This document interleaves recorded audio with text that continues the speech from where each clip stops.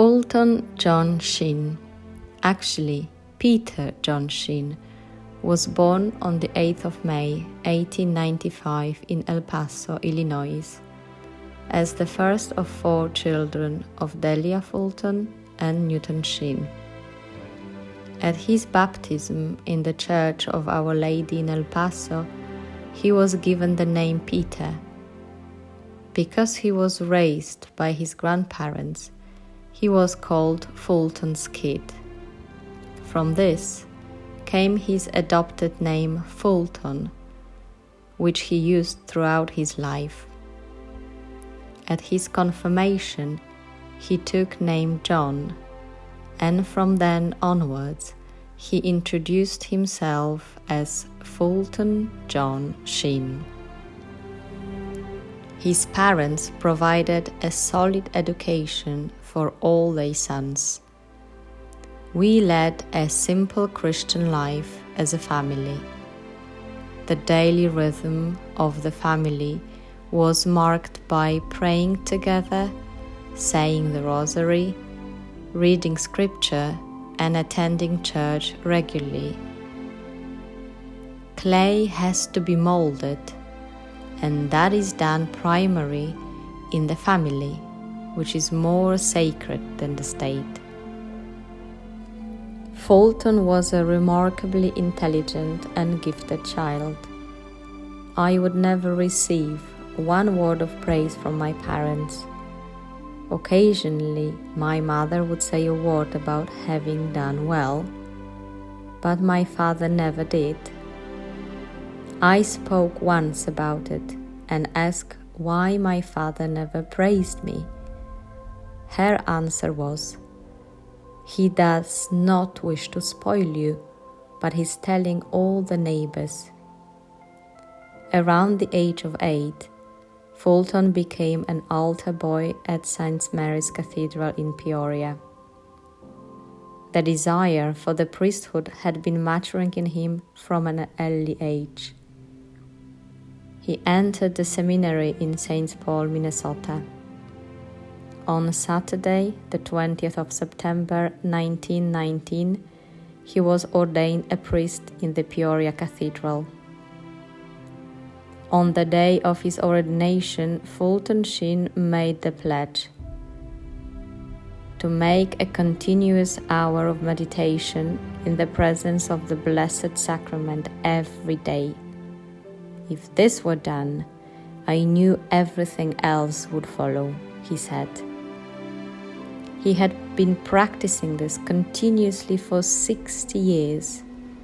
He wrote his texts, conferences, and homilies in the presence of the Blessed Sacrament, and for this reason, those who have listened to him have often said that they felt as if one of the apostles was speaking to them. Fulton J. Sheen had a great predisposition for an academic career. His teachers and professors at the schools he attended saw his potential and encouraged him to continue his education. After ordination, he was sent to the Catholic University in Washington, D.C., where he received his Ph.D. in philosophy. In September 1921, he went to Louvain in Belgium, where he obtained a doctorate in philosophy and was the first American to receive the Cardinal Mercier Prize for the best philosophical treatise. In Rome, at the Angelicum Pontifical University, he obtained a doctorate in theology. On his return to the States, his superior tested the obedience of the young, ambitious priest, who in the meantime received numerous offers of employment at prestigious universities. They sent him to work in the difficult parish of St. Patrick in Peoria, inhabited by Irish workers, most of whom have long since abandoned religious practices. Fulton Sheen obeyed and served as a vicar zealously bringing many parishioners back to the church. Most people basically do not have trouble with a creed, but with the commandments, not so much with what the church teaches as with how the church asks us to behave, he noted. On the 11th of June 1951, in the Church of Saints John and Paul in Rome, he was consecrated bishop by His Eminence Adeodato Giovanni Piazza, the secretary of the Congregation for Bishops. In 1966, he became Bishop of Rochester, from which he resigned in 1969. In the same year, Pope Paul VI named him titular Archbishop of Newport. Since 1930, he had been hosting a radio program called The Catholic Hour, which was listened by 4 million of Americans. Significant number of well-known personalities were converted by his teaching. In the years between 1951 and 1957 and 1961-1968, he hosted a weekly television program called Life is Worth Living. The program was immensely popular at the time, breaking records of popularity. Initially, it was broadcast by a network of 17 stations, but by 1950, it was broadcast by 118 NBC affiliates and reached around the world on shortwave. Bishop Fulton J. Sheen is soon to become the first bishop in history to win an Emmy Award. The Archbishop radiates authenticity, charisma, humor, and at the same time the dignity of a prince of the church. He is very orthodox in his statements, very often on very difficult, unpopular, or politically incorrect subjects. He has repeatedly shown sinners what their sin is, and that there is a real alternative to it leading to salvation. He showed that spiritual transformation is something feasible. Life is as God sees it. Here the judgment is completely different. Man reads the face, but God reads the heart. When the devil is stripped of all his trappings, the ultimate goal of the demon is to avoid the cross, mortification, self-discipline, and self-denial, he said. Because the signs of our times point to a struggle between absolutes, we may expect the future to be a time of trial. And God will not allow unrighteousness to become eternal. He permits revolution, disintegration, and chaos to come as reminders that our thinking has been wrong, our dreams have been unholy.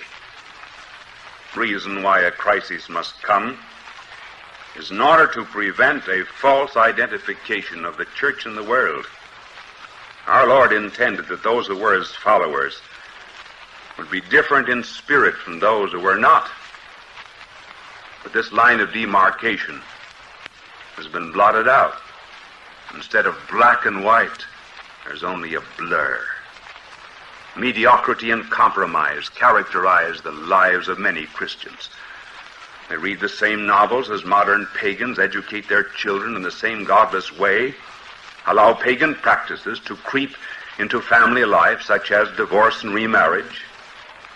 There's no longer the conflict and the opposition which ought to characterize us.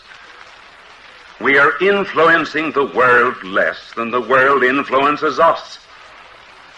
There is no apartness.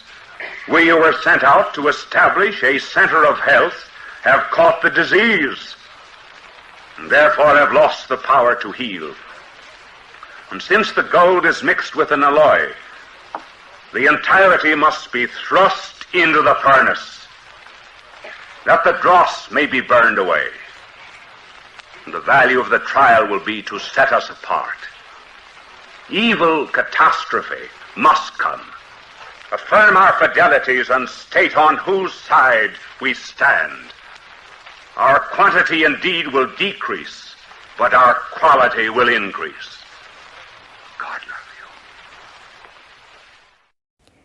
Archbishop Sheen was a staunch, incisive anti-communist and spoke out publicly on many occasions, warning the naive and credulous American public of the deceptiveness and lies of the communist system. Not surprisingly, the Soviets perceived him as one of their main enemies, and he repeatedly received threats from them.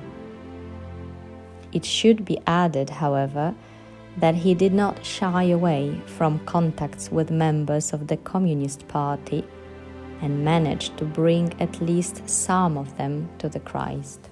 Absolutely very important person for Archbishop Sheen was Virgin Mary.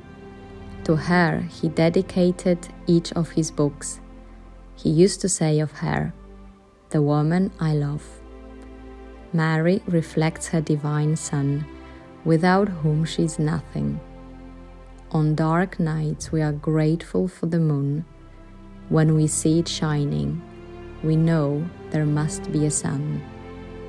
So, in these dark nights of the world, when men turn their backs on Him, who is the light of the world, we look to Mary to guide our feet while we await the sunrise. So you young girls seek to be like her, and boys, to be pure, be devoted to her. She will keep you intact and good. Keep a statue of Our Lady in your home. Say the rosary to her every day. Every day. And if you are advanced enough, say some of the office of Our Lady. If you want someone converted, pray to her. Once when I was at Lourdes, I was just finishing my visit, and I went down to say goodbye to her. It was about 8:30 at night because the train for Paris left at 9. And my last prayer was, "Blessed Mother, send me some suffering or trial to save a soul." Now that's a very dangerous prayer. If you think prayers are not answered, try that sometime. But don't be light about it. It's very serious business. So I said, send me some trial or trouble to save a soul. So I ran back to my hotel, climbed up the first flight of stairs. Somebody was following me. Second flight, somebody following me.